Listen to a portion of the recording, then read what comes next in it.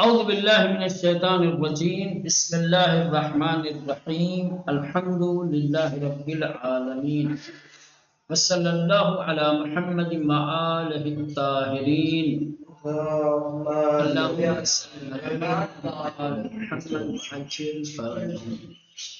وہ تفاصیل سے آشنا ہو چکے سورہ مبارکہ والعصر کی. اب نقطے تک پہنچے ہیں، کچھ اہم ضروری اور قابل توجہ باتیں. ان میں سے اہم بات اور قابل توجہ نقطہ جو ہے وہ برنامے 4 مادئی خوشبختی، انسان کی خوشبختی اور سعادت مندی کے 4 مادئی برنامہ. وہ 4 بنیادی اور اساسی برنامے کہ جو انسان کو خوشبخت بنانے والے ہیں، جو انسان کو خسران اور نقصان سے بچانے والے ہیں. کہا تھا نا والعصر ان الانسان لفی خسر، تمام انسانوں کو خسارے میں دکھایا گیا. کہا گیا کہ جتنے بھی انسان ہیں سارے کے سارے نقصان اٹھانے والے، خسارے سے روبرو ہونے والے ہیں. اب یہاں سے وہ 4 چیزیں ہیں کہ جو انسان کو خسارے اور نقصان سے بچانے والی ہیں. ٹھیک، ان کو بیان کریں گے. وہ 4 اساسی اور بنیادی برنامے کہ جو انسان کے لیے خوشبختی اور سعادت مندی کا سبب ہیں. قابل توجہ ان کی قرآن برائے نجات از ان خسران عظیم برنامه جامعی تنظیم کرده که در آن بر 4 اصل تکیه شده است. کہنے کی قابل توجہ بات یہ ہے کہ قرآن مجید نے انسان کو قیامت والے دن عظیم خسران اور نقصان سے نجات دینے کے لیے ایک ایسا جامع اور کامل عظیم برنامہ تنظیم کیا ہے کہ جو 4 اصول پر مشتمل ہے. انسان کو عظیم خسارے اور نقصان سے بچانے کے لیے ایک ایسا برنامہ منظم کیا گیا ہے کہ جو 4 اصلوں پر مشتمل ہے. ٹھیک، اصل اول، پہلی اصل. ٹھیک، اس کا مطلب یہ ہوا کہ 4 بنیادی اور 4 اساسی چیزیں ہیں کہ جو انسان کو عظیم نقصان اور خسران سے بچائیں گے. ان 4 بنیادی چیزوں میں سے پہلی چیز، پہلی اصل جو ہے در ان برنامے مسئلہ ایمان است. پہلی اصل اور پہلا برنامہ جو ہے وہ کیا ہے مولانا؟ مسئلہ ایمان ہے. 4 اساسی مسائل میں سے کہ جو انسان کو خسران سے بچانے والے ہیں، پہلا مسئلہ ایمان کا ہے. ایمان وہ پہلی اصل ہے، وہ پہلا برنامہ ہے 4 برناموں میں سے کہ جو انسان کو خسران اور نقصان سے بچانے والا. وزیر بنائے ہمیں فعالیت ہے انسان کا تشکیل میں ہے، اور یہی انسان کی تمام فعالیت کو تشکیل دیتا ہے.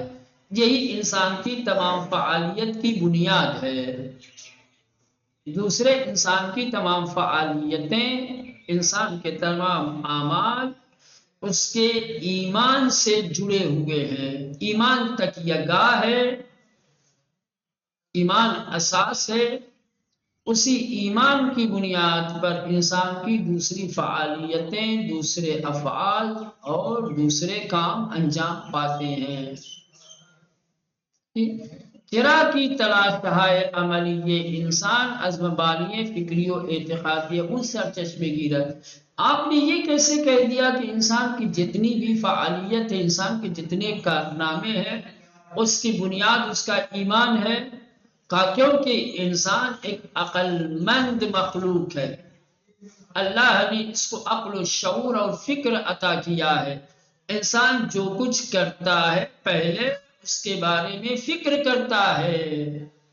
فکر سرچشمہ فعالیت ہے.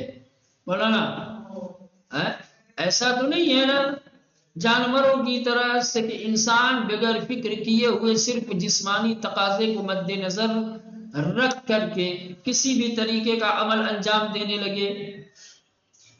جب انسان کچھ کرنے کو سوچتا ہے تو پہلے فکر کرتا ہے، پہلے اس کے عقل میں، اس کے خیال میں بات آتی ہے کہ بھائی یہ کروں یا نہ کروں، پھر کرتا ہے نا؟ انسان اور جانور میں کیا فرق ہے؟ انسان بھی کام کرتے ہیں، جانور بھی کام کرتے ہیں۔ انسان جو کام کرتا ہے اس کے کام کا سرچشمہ اس کی فکر ہوتی ہے۔ انسان پہلے تصور کرتا ہے، فکر کرتا ہے، پھر عمل انجام دیتا ہے۔ یعنی فکر بنیاد ہے، فکر اساس ہے، فکر سرچشمہ ہے نا؟ انسان کا ہر عمل اس کی فکر کی دین ہے، اس کی فکر کا نتیجہ ہے۔ لیکن جانور کے یہاں تو ہے ہی نہیں عقل، فکر ہے ہی نہیں ہے کہ اس کے عمل کو اس کی فکر کی دین کہا جائے۔ پھر وہ کس بنیاد پہ کام کرتا ہے؟ وہ اپنے غریزے، جسمانی ضرورت کی بنیاد پر۔ سمجھ رہے ہیں؟ انسان کا عمل اس کی فکر کی دین ہے۔ انسان جو کچھ کرتا ہے اپنی فکر کی وجہ سے کرتا ہے، اپنے عقل کی وجہ سے کرتا ہے، اور جانور جو کچھ کرتا ہے اپنے غریزے کی وجہ سے، اپنی جسمانی ضرورت کی بنیاد پہ، اپنی فطرت کی بنیاد پہ کرتا ہے۔ سمجھ رہے ہیں؟ وہ کہہ رہے ہیں کہ 4 بنیادی مسائل اور 4 بنیادی برنامے کہ جو انسان کو عظیم خسارے اور نقصان سے محفوظ رکھنے والے، بچانے والے ہیں، اس میں پہلی چیز، پہلا برنامہ کیا ہے؟ ایمان ہے۔ سمجھ رہے ہیں؟ ایمان انسان کی تمام ایکٹیویٹیز، انسان کی تمام فعالیت کی بنیاد ہے۔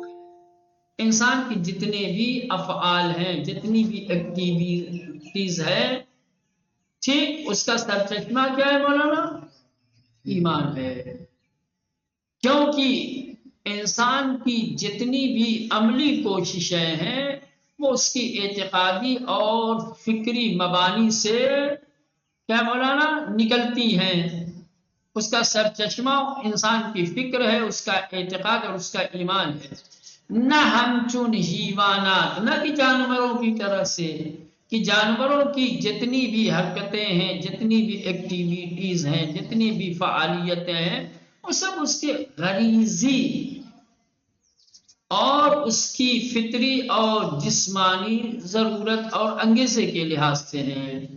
نہ ہم چون حیوانات، نہ جانوروں کے مانند اور جانوروں کی طرح کہ حرکات شان، کہ جانوروں کی جتنی بھی حرکتیں ہیں، جانوروں کے جتنے بھی افعال ہیں، بخاطر انگیزہ غریزیت، وہ اس کی جسمانی ضرورتوں کی بنا پر ہے، اس کے غریزے کی اور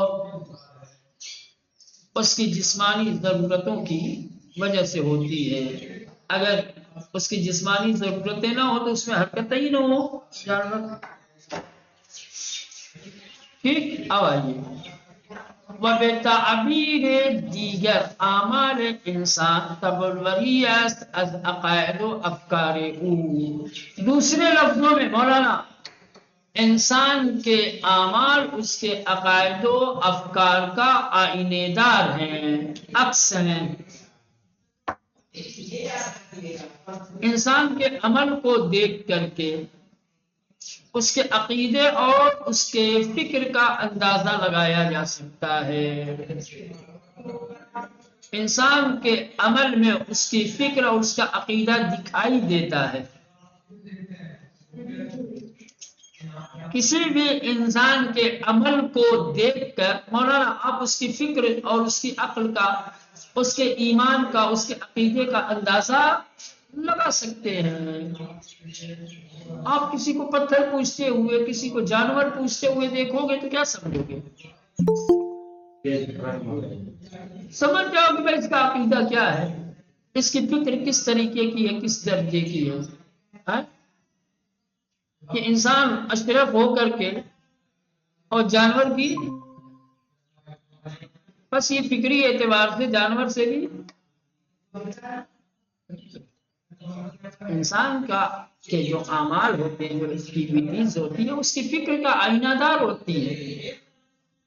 اس کے عمل پہ اس کی فکر اور اس کے عقیدے کا عکس دیکھا جا سکتا ہے. انسان کی فکر اور اس کی عقل کا اندازہ اس کے عمل سے لگایا جا سکتا ہے. وَبِحَمِن دلیل تمام انبیاء الہی قبل از ہر چیز بے اصلاح مبانی عقیدتی امتہ میں. یہی وجہ ہے کہ اللہ نے جتنے انبیاء بھیجے ہیں، جتنے مبلغ، جتنے مصلح بھیجے ہیں، انہوں نے آنے کے بعد سب سے پہلے امتوں کی عقیدتی مبانی کی اصلاح کی ہے کہ ان کے عقیدتی مبانی صحیح ہونی، ان کی فکریں صحیح ہونی چاہیے، ان کی عقلیں صحیح ہونی چاہیے، ان کے خیالات صحیح ہونے چاہیے، ان کا عقیدہ اور ایمان صحیح ہونا چاہیے. عقیدہ اور ایمان صحیح نہیں ہوگا تو عمل صحیح نہیں ہوگا. تو بابو یہ چائے پی لو. کیا کرتے تھے؟ ایسا نہیں کیا کہ انبیاء علیہ السلام نے آتے ہی لوگوں کے اعمال کو دیکھ کر کے ان کے اعمال پہ رکاوٹیں اور بندشیں لگائی ہوں اور ان کے اعمال کی اصلاح کی کوشش کی ہو. نہ، اعمال کی اصلاح کی کوشش بعد میں کی ہے، افکار کی اصلاح کی کوشش پہلے کی ہے. چونکہ انبیاء علیہ السلام جانتے ہیں کہ اگر ان کی فکر بدل گئی تو عمل خود بخود بدل جائے گا.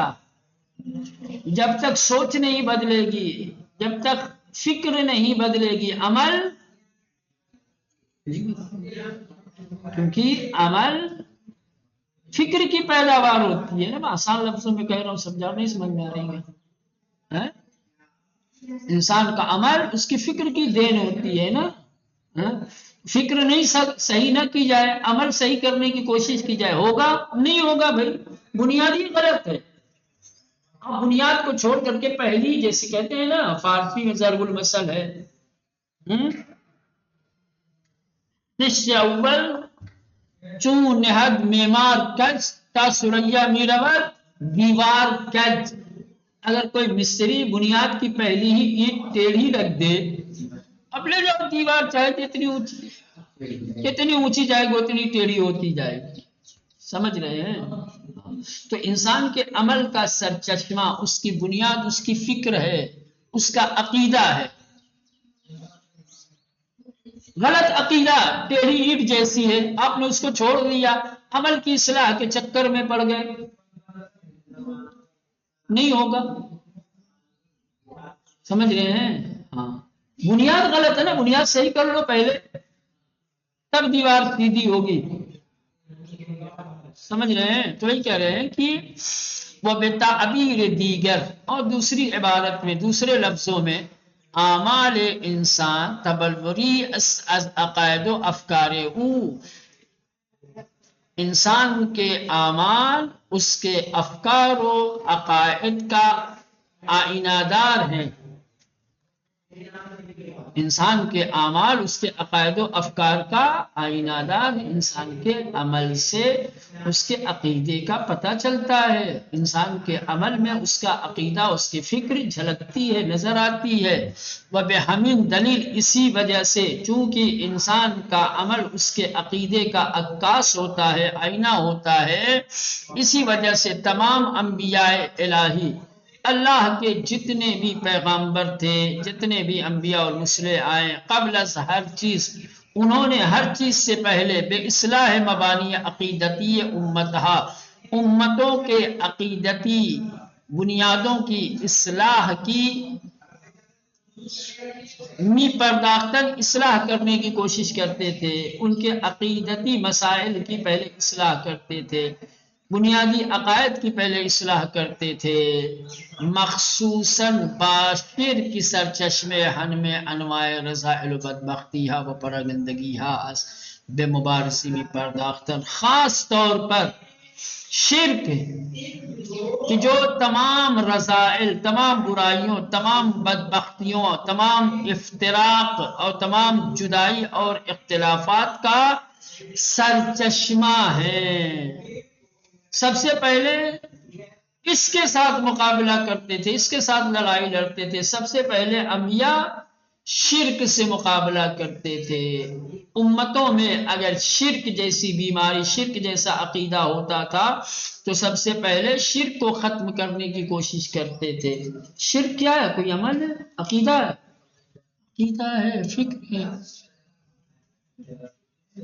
اگر یہ عقیدہ ختم ہو گیا تو عمل خود بخود بدل جائیں گے، لیکن اگر ان کا عقیدہ یہ چھوڑ دیا جائے اور ان کے عمل کی اصلاح کی کوشش کی جائے تو کبھی ہونے والا نہیں ہے۔ جانب ان کی ایمان در انجا بطور مطلق ذکر شدے۔ اب قابل توجہ اور مزے کی بات یہ ہے کہ آیہ کریمہ میں ایمان بطور مطلق ذکر ہوا ہے۔ مطلق یعنی بغیر کسی قید و شرط کے۔ الا الذین آمنوا، ایمان کو بطور مطلق بغیر کسی قید و شرط کے ذکر کیا گیا ہے۔ ٹھیک، کیوں آخر مطلق؟ تا شامل ایمان بے ہمیں مقدسات گردد، تاکہ تمام مقدسات کے ایمان کو شامل ہو، تاکہ یہ کہا جا سکے کہ ایمان تنہا کسی ایک مقدس پہ کافی نہیں، بلکہ جتنے مقدسات ہیں ان تمام مقدسات پر ایمان کو یہ ایمان شامل ہے۔ نہ تنہا ایمان بر توحید، نہ تنہا ایمان بر نبوت، نہ تنہا ایمان بر معاد، سمجھ رہے ہیں، نہ تنہا ایمان بر امامت، جتنے بھی مقدسات ہیں تمام مقدسات پر ایمان کو یہ شامل ہے۔ آمنو یعنی جو ایمان لائے بر توحید، آمنو ایمان لائے بر عدل الہی، آمنو ایمان لائے بر نبوت پیغمبران، آمنو ایمان لائے بر امامت، آمنو ایمان لائے بر قیامت، ان تمام چیزوں کو شامل ہے۔ چونکہ مطلق ہے نا، تو مطلق ہے تو ایمان کو کسی ایک مقدس سے مخصوص اور محدود نہیں کیا جا سکتا کہ ایمان سے مراد ایمان بر توحید ہے، کیونکہ کوئی ایسی قید ہے ہی نہیں کہا جا سکتا کہ یہاں ایمان سے مراد ایمان بر قیامت ہے، کیونکہ پھر محدود ہو جائے گا۔ محدود ہونے کے لیے کوئی قید ہونی چاہیے نا، تو ہے نہیں، مطلق ہے۔ تو جب ایمان یہاں پر بطور مطلق ذکر ہوا ہے تو یہ ایمان تمام مقدسات پر ایمان کو شامل ہوگا، تمام اصول دین آ جائے۔ ٹھیک مولانا جی؟ ہاں، یعنی از ایمان بے خدا و صفات او گرفتے، یعنی خدا اور اس کی صفات پر ایمان سے لے کر تا ایمان بے قیامت کے ایمان تک، بحساب و جزا و کتب آسمانی و انبیاء الہی و اوصیاء آنا، یعنی وہ تمام مقدسات کے جن پر ایمان اور عقیدہ رکھنا لازم و ضروری ہے، وہ تمام چیزیں شامل ہو جائیں گی اس میں۔ ٹھیک ہے مولانا؟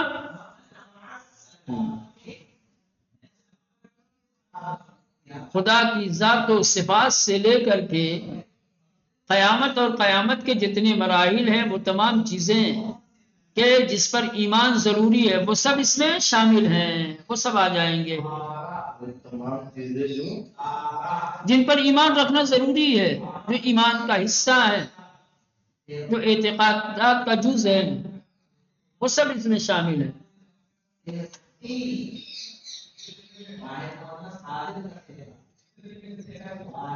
ٹھیک، واضح ہوا؟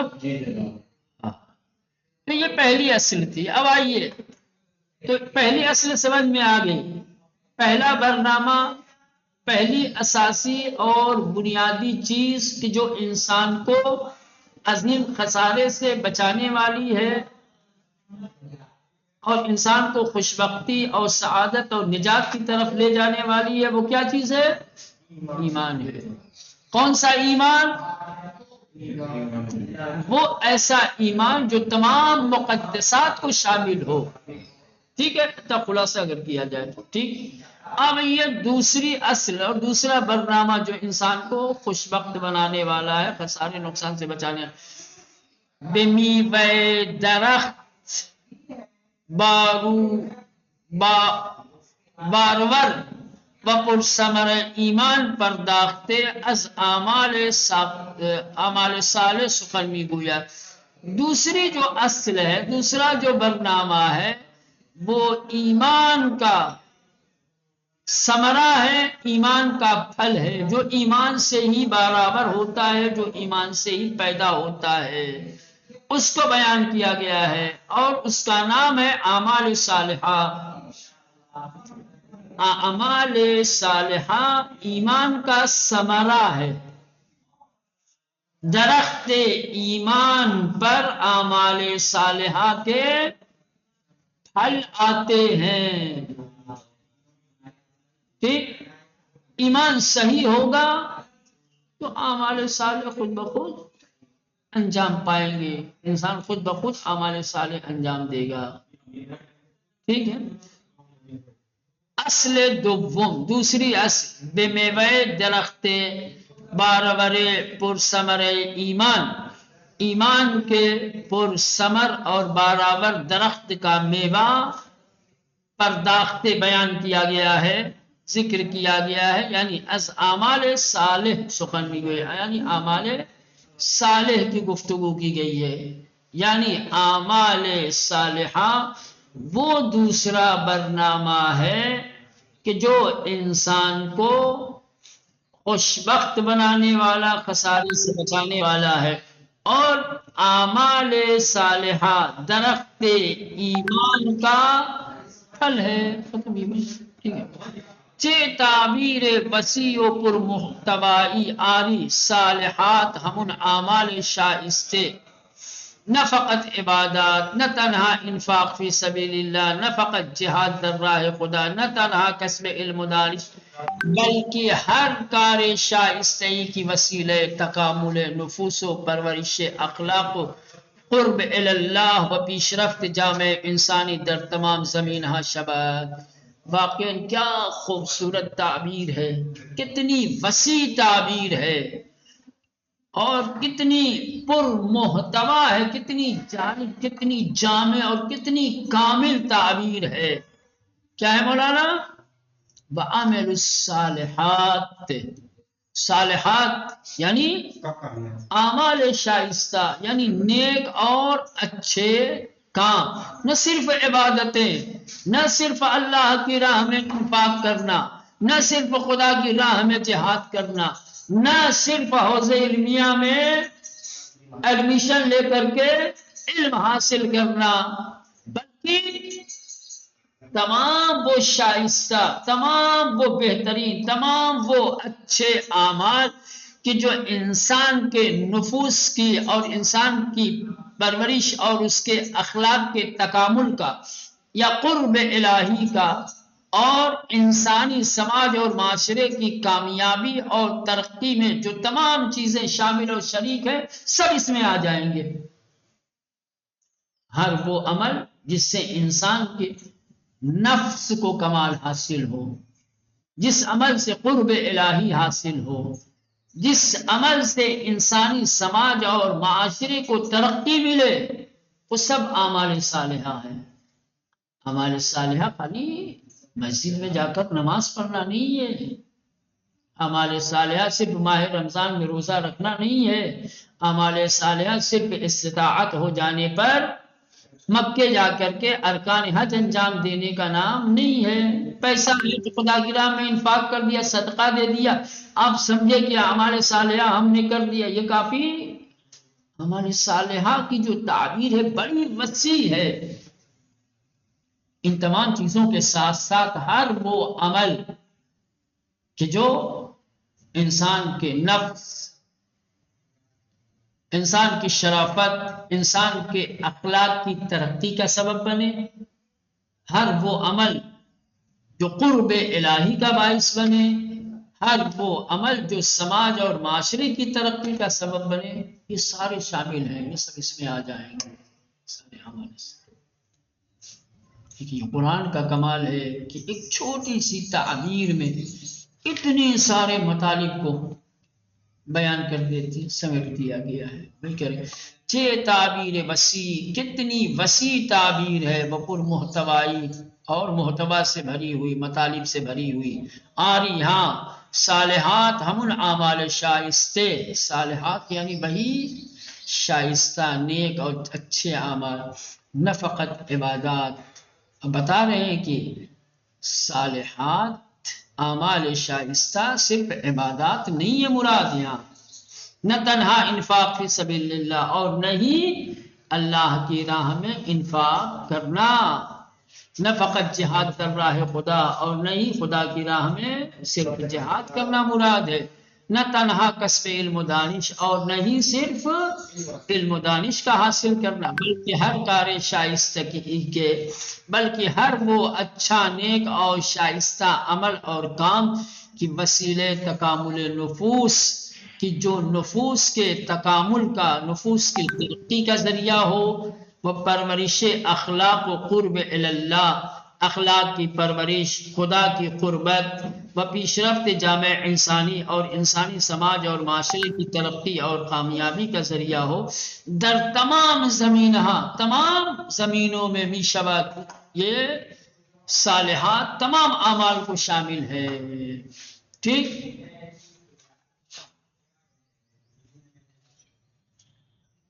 این تعبیر حتی کارهای کوچکی همچون برداشتن یک سنگ مزاحم را از سر راه مردم شامل می شود.